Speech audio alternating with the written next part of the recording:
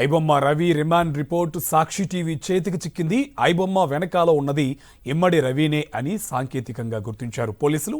పోలీసుల విచారణలోనూ తాను చేసిన నేరాన్ని అంగీకరించాడు ఐబొమ్మ రవి. పైరసీ వెబ్సైట్లు ఎలా నడిపింది పోలీసులకు చెప్పాడు. రవిని పట్టుకోవడంలో పబ్లిక్ డొమైన్ రిజిస్ట్రీ సాయాన్ని తీసుకున్నారు సైబర్ క్రైమ్ పోలీసులు. దీనికి సంబంధించి పూర్తి డీటెయిల్స్ మా కరెస్పాండెంట్ అమర్ అందిస్తారు. అమర్, డీటెయిల్స్ అంటే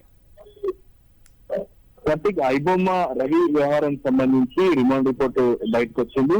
ఐబొమ్మ వెనకాల ఉంది మొత్తం ఇమ్మడి రవి అనేది సాంకేతికంగా పోలీసులు గుర్తించారు. సిసిఎస్ పోలీసుల దర్యాప్తులో కీలకమైన విషయాలు బయటకు వచ్చాయి. ఇప్పటికే ఆ కేసు మొత్తాన్ని కూడా అంగీకరించాలని ఐబొమ్మ సంబంధించిన రవి ఒప్పుకున్నట్టుగా దీన్ని రిమాండ్ రిపోర్ట్ కూడా పేర్కోవడం జరిగింది. మొత్తం 17 వెబ్సైట్లను అతనే నిర్వహించినట్టుగా మెన్షన్ చేశారు. ఇటు రవిని పట్టుకోవడంలో ఉన్నటువంటి పబ్లిక్ డొమైన్ ఏదైతే ఉంటుందో అందులో ఉన్నటువంటి రిజిస్ట్రీ సహాయాన్ని పొంది సైబర్ క్రైమ్ పోలీసులు అతన్ని పట్టుకున్నట్లుగా రిమాండ్ రిపోర్ట్ లో కూడా పేర్కొన్నారు. ఐబొమ్మ ఇన్ఫోతో పాటు ఇలా చాలా రకాలుగా దాదాపు 17 రకాల వెబ్సైట్ బప్పం టీవీ ఇలా చాలా రకాలుగా వెబ్సైట్లు కూడా నడిపినట్టుగా తెలుస్తుంది. క్రిప్టో వాలెట్ ద్వారా అతను డబ్బులు కూడా అతని ఖాతాకు ఎన్ఆర్ఈ ఖాతాకు కూడా వచ్చినట్టుగా తెలుస్తుంది. ఐబొమ్మకు సంబంధించిన వెబ్సైట్లు ఏవైతే ఉంటాయో వాటి ద్వారానే ఈ డబ్బులను కూడా జమ అయినట్టుగా గుర్తించారు. అయితే tradersing.com తో పాటు ఇంకా 3 రకాల ట్రేడర్స్ డొమైన్ ద్వారా కూడా ఇవన్నిటి కూడా రిజిస్టర్ చేసుకొని ఆ ఖాతాల ద్వారానే ఎన్ఆర్ఈ ఖాతాలకు డబ్బులు బదిలీ అయినట్టుగా గుర్తించిన నేపథ్యంలో ప్రస్తుతం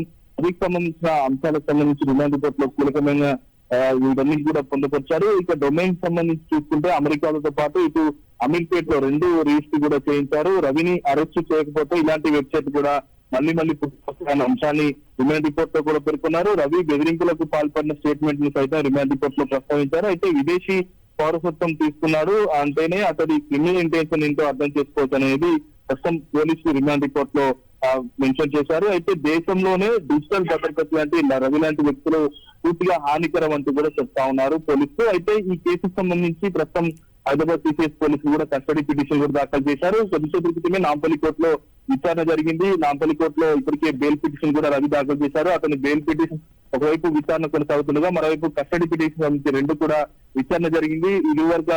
ఇరు పక్షాల వాదనల అనంతరం అతని బెయిల్ పిటిషన్ సంబంధించి రేపు విచారణ కూడా వాయిదా వేసిన పరిస్థితుల నేపథ్యంలో అతని కస్టడీ తీసుకుంటే మరింత సమాచారం ఆయన దగ్గర నుంచి రవి దగ్గర నుంచి సేకరించే అవకాశం ఉందని పోలీసులు అయితే చెప్తా ఉన్నారు. Right, thank you Amar.